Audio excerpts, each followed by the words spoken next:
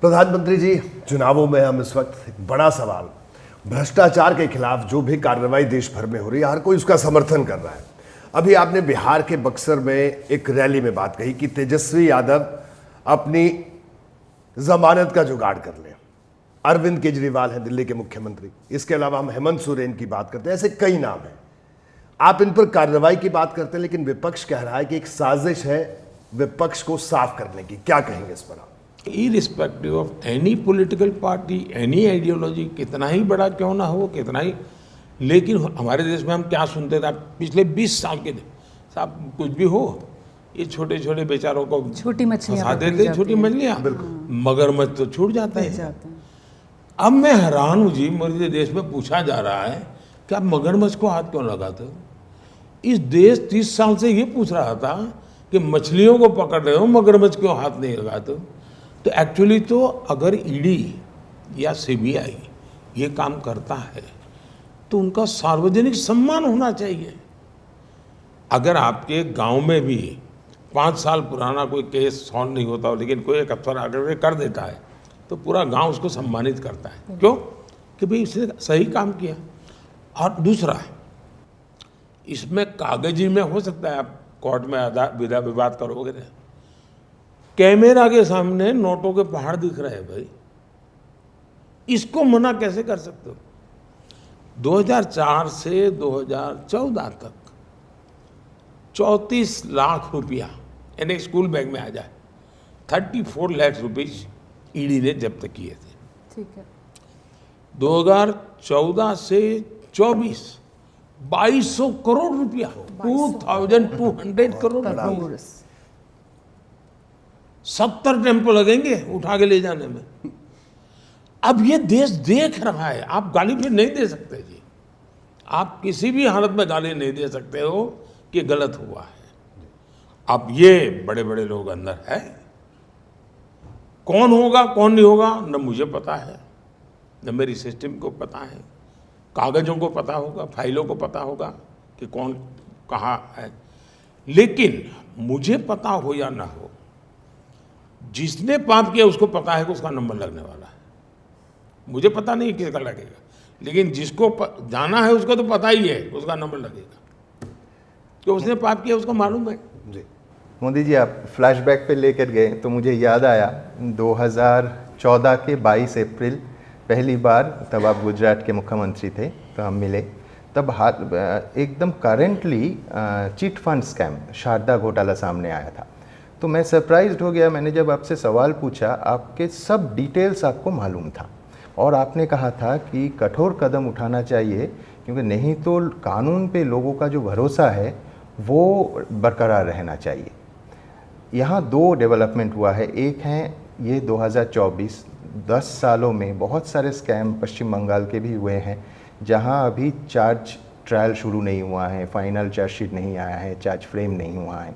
और 27 मार्च को बंगाल के एक रैली से आपने बहुत अहम एक बात कहा कि 3000 करोड़ रुपया जो ईडी ने बंगाल से जब्त किया है, उनको गरीबों, जिन लोगों को लूट कर ये पैसा बनाया गया है, उन्हें वापस करना है आपको। आप कानूनी सलाह दे रहे हैं, उसके बारे में कुछ डेवलपमेंट? ये बहुत ही अहमपूर्ण विषय है और मैं तो चाहता हूँ कि आपके यहाँ भी इस लीगल पैनल को बुला करके चर्चाएं करनी चाहिए। मुद्दा ऐसा है और मुझे पक्का विश्वास है कि आप लोग करेंगे, भले 4 तारीख के बाद करें, लेकिन करेंगे। क्योंकि होता क्या है जी, इस सरकार का आप खजाना भरने के लिए पैसे तो है ही नहीं जी। यानी कोई व्यक्ति घर लूट कर के ले जाए और सरकार लूट कर ले जाए, उस इंसान को क्या फर्क पड़ता है? उसका तो गया ना, उसको तो फर्क तब पड़ेगा जब उसको वापस आए। तो मेरी सोच ये है उसको वापस जाना चाहिए। वापस कैसे जाए?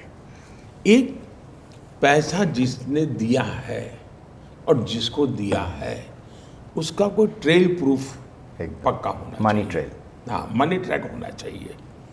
कोई न कोई एविडेंस हमारे पास उपलब्ध हो, क्योंकि हम ऐसा नहीं चाहते किसी के पैसे में वो कोई और लूट जाए, ये भी नहीं होना चाहिए। और ये संभव मुझे लगता है। अब जैसे बिहार है, नौकरी के बदले जमीन का कांड हुआ, तो जमीन किसकी थी वो पता है, अब जमीन किसकी है वो पता है, एकदम। और उसी परिवार के एक व्यक्ति को नौकरी मिला है वो भी पता है। तो फिट होता है बिल्कुल, और डेट बैठती है कि इस तारीख को नौकरी मिली और इस तारीख को ज़मीन दी। तो अब मैंने अफसरों को मैंने ढूंढो क्या हम ज़मीन उनको वापस दे सकते हैं क्या, उस पर देखें। उसी प्रकार से आपके बंगाल में रेट कार्ड है एकदम कि टीचर बनना है तो ऑफिशियल रेट कार्ड है जी, चार्जशीट में भी है। और उस पैसों का भी कैटेगरी ए को इतना जाएगा, कैटेगरी 2 को इतना जाएगा, कैटेगरी 3 को जाएगा, ऐसा एक पूरा बड़ा साइंटिफिक बना हुआ है जी। अब इससे पता चलता है कि तो मैंने मेरी पार्टी को कहा कि अब एक लीगल एडवाइजर टीम बनाओ, को जीनियरली जिसके पास सर्टिफिकेट है, योग्यता है, जिसको नौकरी मिली है वो अलग निकालो, और जिसके पास कुछ नहीं है लेकिन पा लिया है उसको अलग करो। फिर सरकार अपनी सिस्टम से दे दो।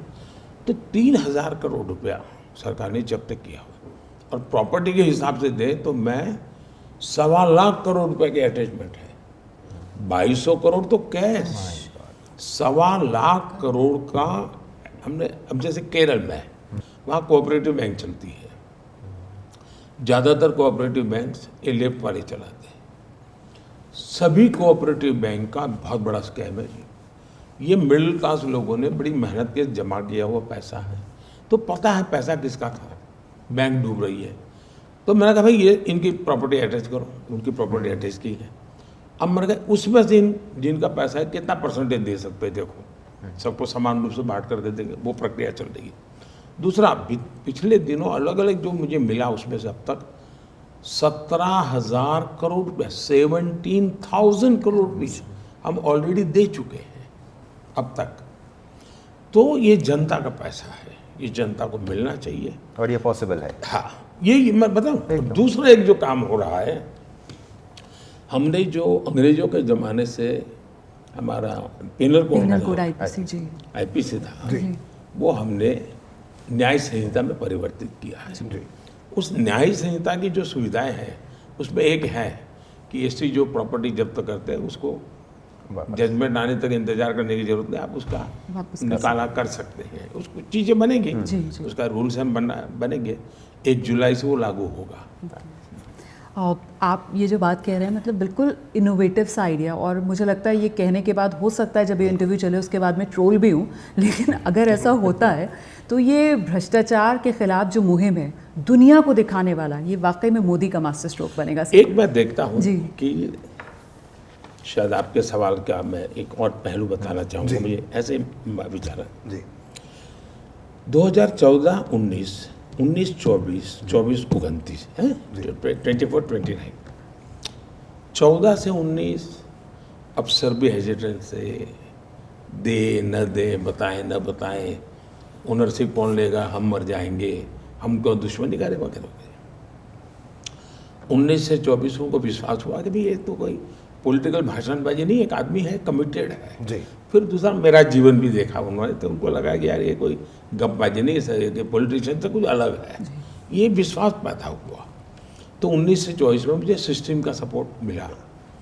मैं देख रहा हूँ कि अब जो मैं 10 साल की मेरी तपस्या लड़ाई है जी, 24 से 29 शायद ये लड़ाई अब जनता उठा लेगी, और जनता मुझे भरपूर इन्फॉर्मेशन देगी, मेरा सहयोग करेगी कि साहब देखिए उस दफ्तर में फलाने ने मेरे से मांगा था, उसने मेरे से मांगा था, क्योंकि उसको विश्वास बन गया है कोई रक्षक है, तो वो मुझे बताएंगे। तो एक प्रकार से अब ये मास मूवमेंट बनेगी।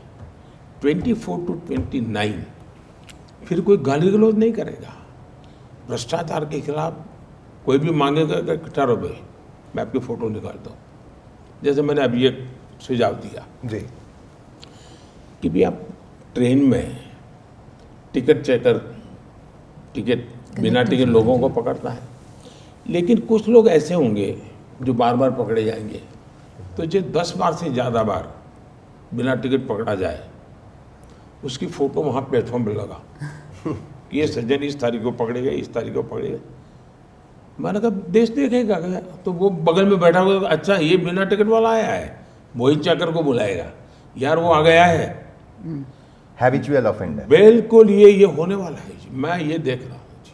और उसमें अगर मीडिया मेरी मदद करे तो एक बहुत बड़ा जन आंदोलन खड़ा हो, क्रांति आ जाएगी। सही बात है। जैसे ही घड़ी का काटा दोपहर 2:30 पे आए, बबीता जी का दिल सास बहू साजिश के लिए मचल जाए। और ये है इनकी बहू, पूरे दिन ऑफिस की टेंशन हो जाए गॉन जब ये करें अपना फेवरेट शो फ्री टाइम पे ऑन। इनकी तरह आप भी देखिए अपना फेवरेट शो अपने टाइम पर और डाउनलोड कीजिए एबीपी लाइव ऐप अपने स्मार्ट टीवी पर।